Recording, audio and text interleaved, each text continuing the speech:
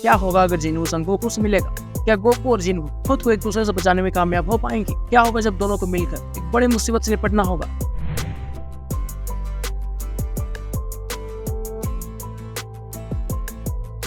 Hello दोस्तों, DVT here. यह बात तब की है जब कई टाइमलाइंस में दरारें आ गई थी।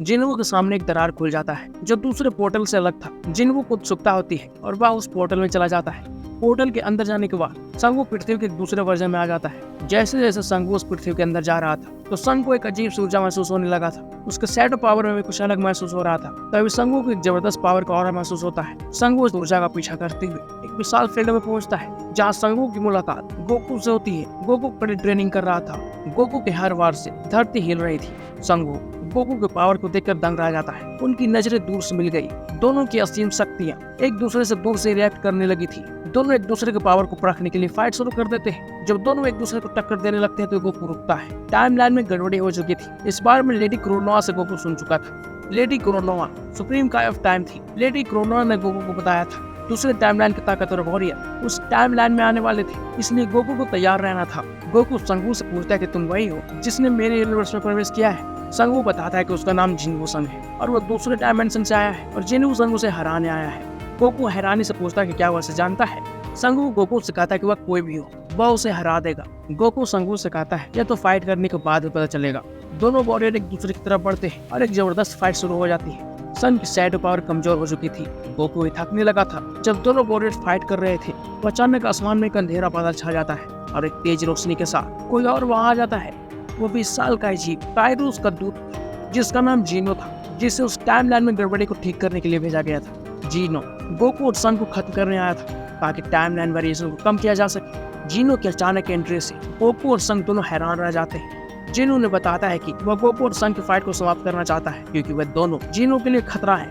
गोकू और संगू जिनो के खिलाफ मिलकर लड़ने का फैसला करते हैं। हालांकि वे जानते हैं कि यह आसान नहीं होगा। जिनो बहुत ही ताकतवर जीव था। फाइट शुरू होती है। गोकू और संग मिलकर अपनी पूरी ताकत से जिनो का सामना करते हैं, लेकिन जिनो की शक्ति इतनी अधिक कि वे उसे हराने में असमर्थ।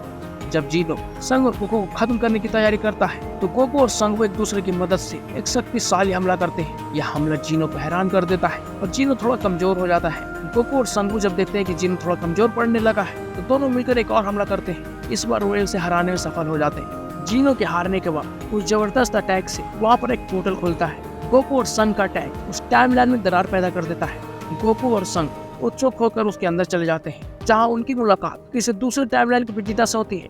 विजेता के उस टाइमलाइन में गोकू खत्म हो गया है और उस टाइमलाइन में विजेता उस पूरे यूनिवर्स का राजा है। खैर यह कहानी किसी और थी। फिलहाल अभी गोकू और संग विजेता से मिलते हैं। विजेता गोकू को देखकर हैरान होता है। कैकारोट गोकू देखता है कि विजेता एक दूसरे पोर्टल से निकल रहा है। विजेता को देखकर गोकू उत्साह से बोलता है विजेता। विजेता और गोकू बातें करते हैं तो पता चलता है कि विजेता अपने यूनिवर्स में जिनो के समान एक विलेन को हराया था और इसी दौरान वह इस डायमेंशन में आ गया था। विजेता कहता है मुझे लगता है जिनो जैसी शक्तियां पूरे मल्टीवर्स में फैल रही है। गोकू भी कहता है कि उसे भी ऐसा ही लगता है और उन्हें मिलकर इन शक्तियों को रोकना होगा। विजेता संग को नहीं जानता था। विजेता संगू को दुश्मन समझता है क्योंकि संगू के अंदर डार्क पावर छुपी हुई थी। विजेता गोकू से पूछता है कैकारोट तुम इसके साथ क्यों हो? क्या तुम्हें पता नहीं चल रहा है इसके अंदर से डार्क ऑरा बाहर आ रही है? गोकू कहता है कि वह जानता है, लेकिन संगू एक अच्छा इंसान है और दोनों ने मिलकर 20 साल का जिनो को हराया है। उनके बातों के बीच वहाँ पर कई जीव आ जाते हैं। विजेता फिलहाल के लिए गोकू के बात मान लेता है। गोकू कहता है कि उन्हें मिलकर इन शक्तियों को रोकना होगा। संग कहता है कैसे? हम अभी भी नहीं जानते कि हम कहाँ हैं और हमें क्या करना है। तीनों वॉरियर्स फैसला करते हैं कि वे तीनों मिलकर उस नए खतरे का सामना करेंगे। उस डायमेंशन में कई विचित्र जीव मिलते हैं। वे सभी कायरोस के लिए काम करते थे, जिसे कायरोस ने अलग अलग डायमेंशन से इकट्ठा किया था। कायरोस एक प्राचीन और रहस्यमयी प्राणी है जो समय और स्थान को नियंत्रित करने की शक्ति रखता है। कायरोस का उद्देश्य समय और स्थान को नियंत्रित करके पूरे ब्रह्मांड पर अपना अधिकार करना है। कायरोस गोकू, विजेता और संग जैसे शक्तिशाली योद्धाओं को हराकर अपना शक्ति बढ़ाना चाहता है। कायरोस को उन जैसे योद्धाओं से खतरा था, इसलिए कायरोस उन्हें खत्म करना चाहता था। गोकू, विजेता और संग जैसे ताकतवर वॉरियर कायरोस के लिए खतरा है क्योंकि वे कायरोस के सपने को पूरा करने में रुकावट बन सकते थे। जब तीनों योद्धा कायरोस के डायमेंशन में आ जाते हैं तो कायरोस को पता चल जाता है। कायरोस उनका सामना करने के लिए अपनी फौज को भेज देता है। कायरोस की फौज हजारों की तादाद में गोकू, विजेता और संग के सामने खड़े थे। संग अपना माना का इस्तेमाल करता है और अपने अंदर से शैडो आर्मी बाहर निकालता है। विजेता संग के डार्क पावर से हैरान था। गोकू संग से कहता है वाह, इतनी बड़ी सेना तुम्हारे अंदर थी। इस तरह फाइट शुरू होती है। गोकू खुद को सुपर साइयन ब्लू में बदल लेता है, जबकि वेजिटा खुद को रेड और ब्लू के मिश्रण में बदल लेता है। गोकू वेजिटा को उस नए रूप से हैरान होता है। गोकू पूछता है इतना ज्यादा पावर उसने कैसे हासिल की। वेजिटा कहता है यह तो कुछ भी नहीं, मैं 2 और नए ट्रांसफॉर्मेशन से गुजर सकता हूँ। गोकू सुनकर हैरान रह जाता है। गोकू यह सोचने लगता है कि आखिर वेजिटा ने कैसी चुनौतियों का सामना करके खुद को इतना आगे ले गया था। वेजिटा गोकू से कहता है कह करो, अगर मैं गलत नहीं हूँ तो तुम भी अपने पूरे पावर को बाहर नहीं लाए हो, है ना। गोकू हंसता है। वेजिटा कहता है मैं जानता था सन की फाइट करते हुए सन की आर्मी में कई नए फाइटर जुड़ते जा रहे थे। सन मरे हुए जीवों से शैडो एक्सट्रैक्ट कर रहा था। गोकू अपने काम में से जोरदार ब्लास्ट करता है। काइरोस की सेना खुद को छुपाने में माहिर था। काइरोस अपनी शक्ति से अपनी फौज को अदृश्य कर सकता था, लेकिन सन, गोकू और वेजिटा सभी जीवों को उनकी ऑरा से उन्हें ढूंढकर खत्म कर रहा था।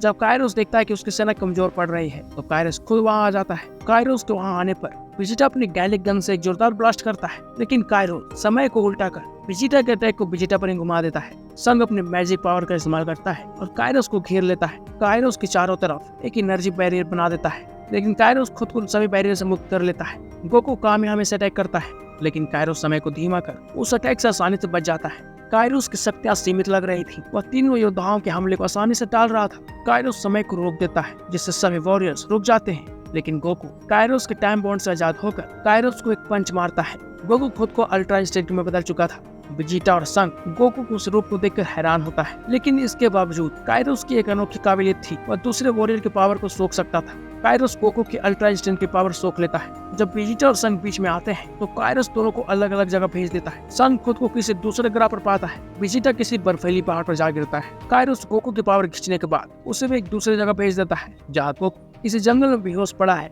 वेजिटा एक ऐसी जगह है जहाँ बर्फ ही बर्फ है, जबकि संग खुद को एक ग्रह पर पाता है जहाँ संग के सामने बहुत सारे रोबोटिक जीव हैं। इस तरह गोकू बेहोश है, संग अनजान जीवों से घिरा हुआ है और वेजिटा ऐसी जगह है जहाँ ठंड से उसकी हालत खराब हो रही है। क्या हमारे हीरो फिर से एक दूसरे से मिलने में कामयाब हो पाएंगे? क्या गोकू ठीक होगा? देखना ना भूले अ न्यू होराइजन के अगले एपिसोड में। अगर आपको यह सीरीज अच्छा लगा हो तो इसे लाइक और शेयर जरूर करें। तो इस पहले एपिसोड को यहीं समाप्त करता हूँ। मिलता हूँ अगले एपिसोड में, तब तक आप जिन्वू संग के बारे में जान सकते हैं। Bye bye.